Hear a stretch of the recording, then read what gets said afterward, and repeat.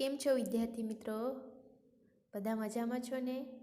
આજે આપણે ધોરણ 8 વિષય ગુજરાતીમાં દ્વિતીય સત્રનો પદ્ય 11 વળાવી બા આવી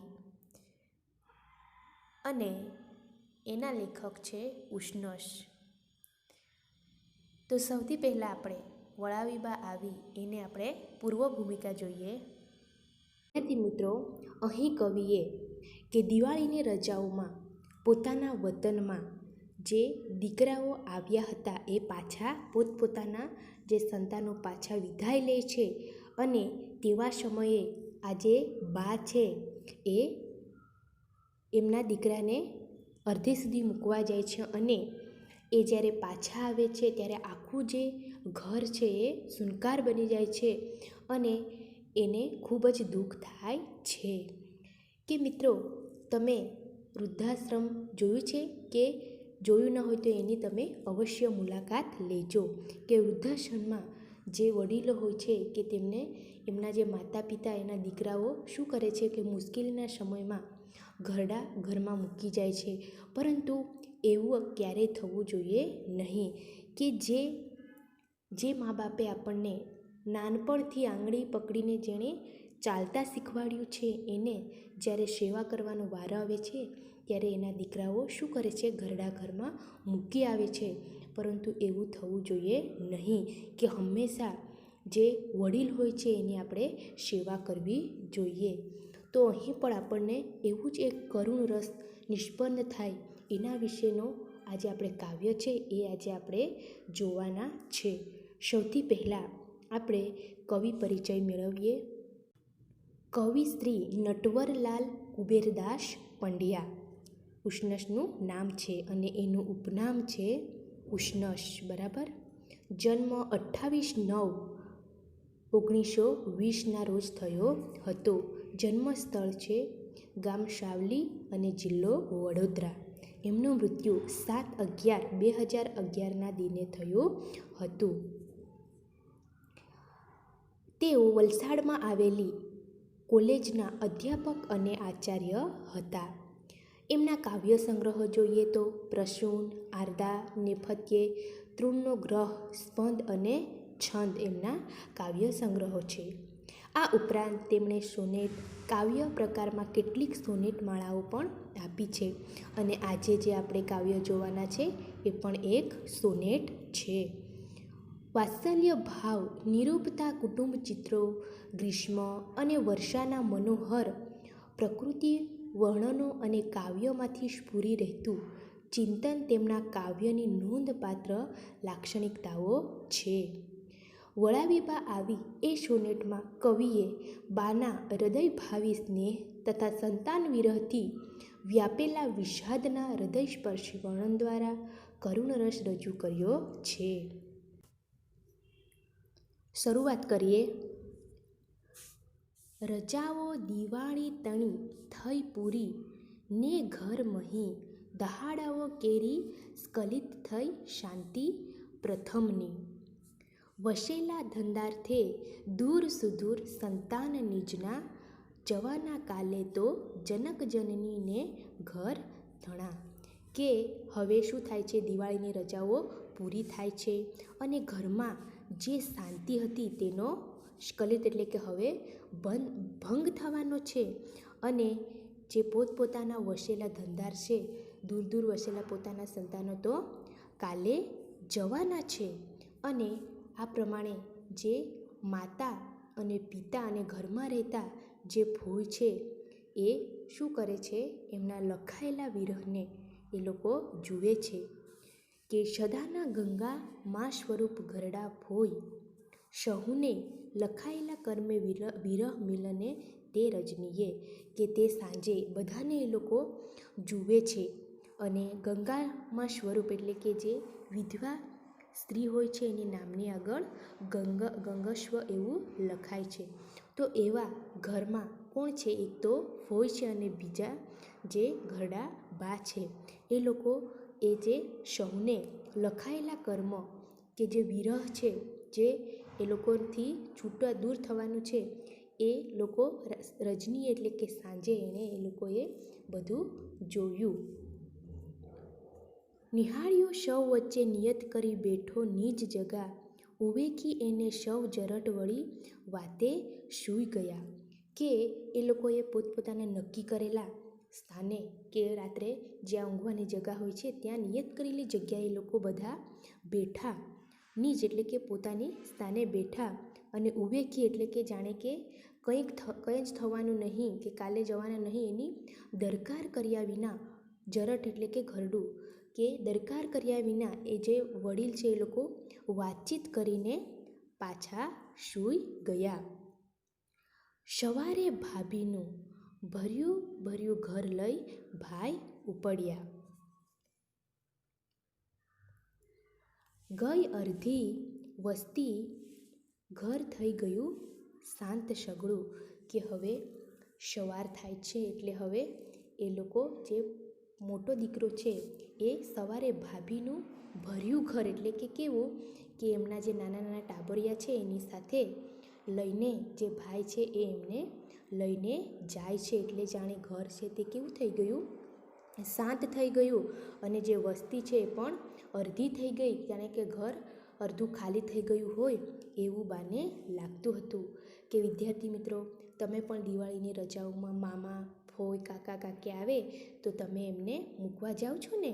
હા, તો એવી રીતે આ જે મોટો દીકરો છે એને પણ જે બા છે એ મૂકવા જાય છે અને ઘર જે છે તે અડધું ખાલી થઈ ગયું છે એવું લાગે છે. બપોરે બે ભાઈ અવર ઉપડ્યા, લઈ નિજની નવોડા ભાર્યાઓ પ્રિય વચન મંદ સ્મિત વતી. કે હવે શું થાય છે, બપોરે જે બીજા બે ભાઈઓ છે પણ એમની પત્નીઓને લઈને એ લોકો લઈ જાય છે.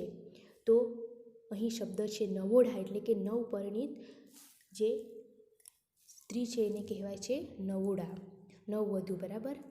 અને ભાર્યા એટલે કે પત્ની, અને પ્રિય વચન મંદ સ્મિતવતી એટલે કે પ્રિય બોલનારી અને ધીમું ધીમું હસતી જે પત્ની છે એમને પણ લઈને બીજા જે ભાઈઓ છે એ પણ લઈને જાય છે. તો આ જે બે ભાઈઓ છે એમને પણ બા અડધે સુધે વળાવવા જાય છે. કે વળાવી બા આવી નીચ શકલ સંતાન ક્રમશઃ, ગૃહ વાપી જોયો વિરહ પડી બેસી પગથિયે. કે હવે આજે સવારે એક દીકરો ગયો હતો, હવે બપોર પછી બે ભાઈઓ પોતપોતાની પત્નીને લઈને ગયા. તો હવે વળાવી બા એટલે કે મૂકી આવી, નિજ એટલે કે પોતાના જે બધા સંતાનોને, ક્રમશઃ એટલે કે એક પછી એક એ સંતાનોને વળાવીને ઘરે આવે છે. અને ઘરે શું જોઈ છે કે તેણે તો આખા ઘરમાં વિરહ એટલે કે જે એકલતા છે એ જોઈ અને પડી બેસી પગથિયે, અને એ દુઃખથી ભાંગી પડેલા તે પગથિયા પર જ બેસી પડે છે. કે એમને જ્યારે ઘરે આવે છે ત્યારે આખું જે ઘર છે એ સુનકાર દેખાય છે અને એમાં કોઈ દેખાતું નથી, ખાલી એ દિવાલો છે અને એ જે બા છે એ એકલા વ્યક્તિ છે. એટલે એનો જે વિરહ જ અહીં જોવા મળે છે. તો આ પ્રમાણે વિદ્યાર્થી મિત્રો, અહીં કવિએ સરસ મજાનું કે જે બાનો પરિવાર પ્રત્યેનો જે પ્રેમ હોય છે એ જોવા મળે છે. કે એક બાજુ તો આ જે બધા દીકરાઓ દિવાળીના રજામાં આનંદ અને ઉલ્લાસથી અહીં રહેતા હતા, હવે એ પાછા ગયા એટલે જે આખું ઘર છે એ શાંતિમય થઈ ગયું. તો આ પ્રમાણે એક બાજુ આનંદ અને બીજી તરફ શું જોવા મળે છે, શોકની લાગણી જોવા મળે છે. તો આ પ્રમાણે મિત્રો, આપણા ઘરમાં પણ કોઈ પણ વડીલ હોય એને આપણા પ્રત્યે ખૂબ જ લાગણી હોય છે. કે આપણે પણ જ્યારે એનાથી દૂર જઈએ ત્યારે એના ઉપર તો ભાવ આપણા પ્રેમ હોય છે, પરંતુ અંદર તો એને ખૂબ જ દુઃખ થાય છે. તો આ પ્રમાણે આપણે પણ હંમેશા જે વડીલ હોય છે એના પ્રત્યે આદર ભાવ રાખવો જોઈએ અને હંમેશા વડીલોને પ્રેમ આપવો જોઈએ અને એમને આવકારવા જોઈએ અને એમને મદદરૂપ થવું જોઈએ. તો આ પ્રમાણે અહીં સરસ મજાનું કાવ્ય કે વળાવી બા આવી એમાં આપણને જે કરુણ રસ છે એ જોવા મળે છે. અને આ જે બધા પરિવારના સદસ્યો જતા રહે છે ત્યારે બાના હૃદયમાં એકલતા વ્યાપી જાય છે. તો આ પ્રમાણે અહીં સરસ મજાનું કવિએ આપણને વળાવી બા આવી એ સોનેટ દ્વારા આપણને સરસ મજાનું સમજાવ્યું છે.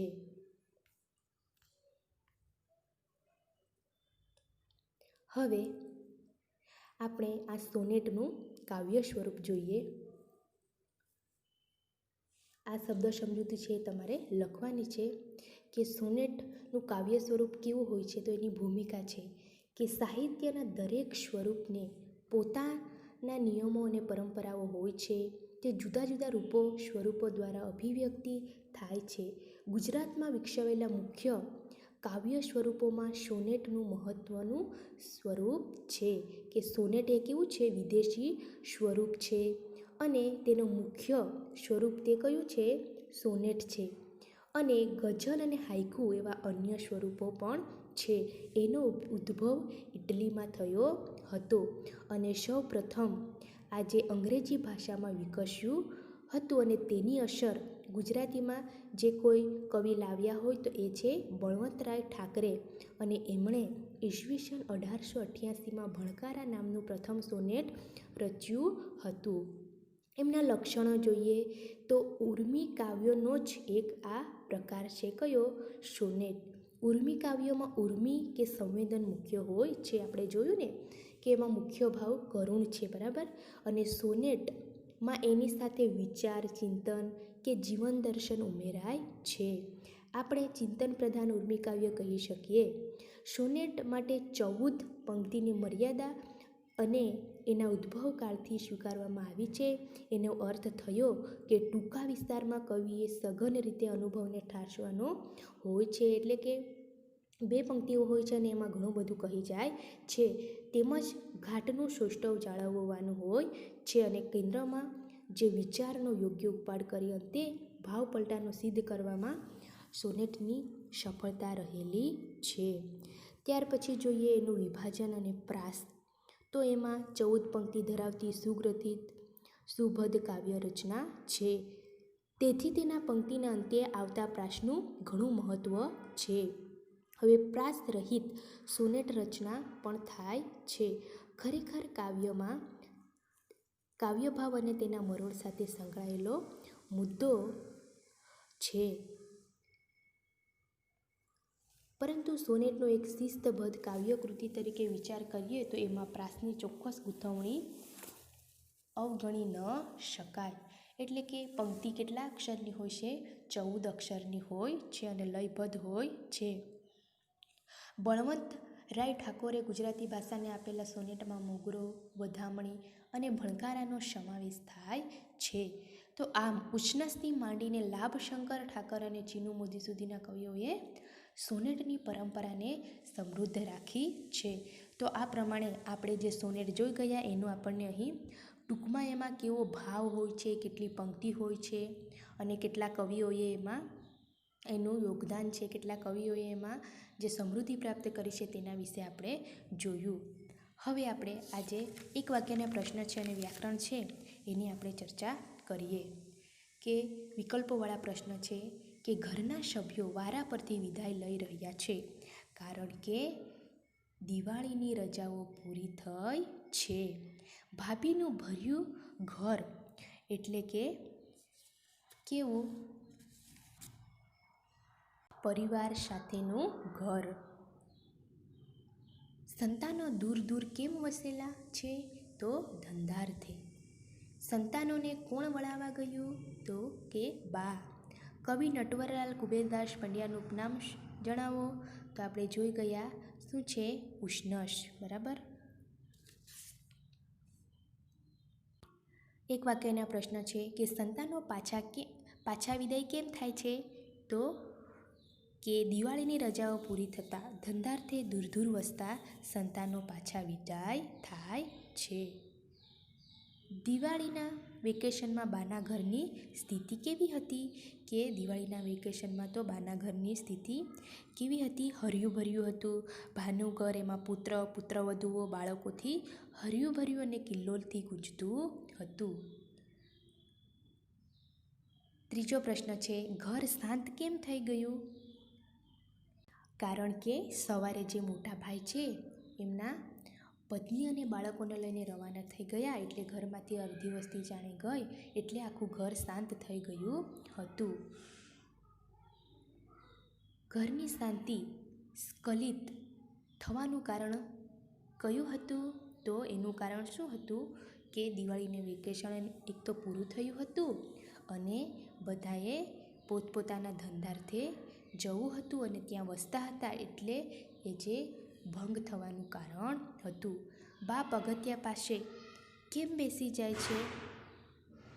કેમ બેસી પડ્યા? કારણ કે બધા સંતાનો એક પછી એક મૂકી કે વળાવીને આવી પાછી ફરેલી બા એમને જે ઘર છે એમાં વિરહ જોયો અને વિરહના દુઃખથી ભાંગી પડી એટલે એ પગથિયા પર જ બેસી પડે છે.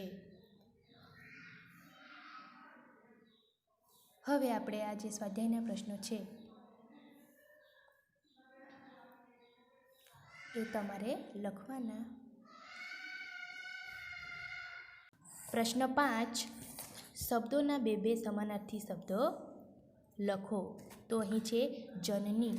જનની એટલે કે માતા અને જનેતા. રજનીનું થાય છે રાત્રિ અને નિશા. ભાર્યા એટલે કે પત્ની, વધુ. જરઠ એટલે કે વૃદ્ધ અથવા ઘરડું. નવોઢા એટલે કે નવપરિણીત અથવા નવવધુ. પ્રશ્ન 6, નીચેના શબ્દોના વિરોધાર્થી શબ્દ લખો. તો નિયતનું અનિયત, મિલનનું વિરહ, મંદ. મંદનું શું થાય છે? તીવ્ર. અને સ્મિતનું થાય છે રુદન. તો આ પ્રમાણે તમારે લખવાના રહેશે. અને પ્રશ્ન 7, એમાં વાક્યોના નીચેના વાક્યોમાં ના શબ્દો યોગ્ય રીતે ગોઠવી કાવ્ય પંક્તિ સ્વરૂપે લખો. તો આડી અવળી કાવ્ય પંક્તિ છે એને આપણે યોગ્ય રીતે ગોઠવીને લખવાનું રહેશે. આભાર.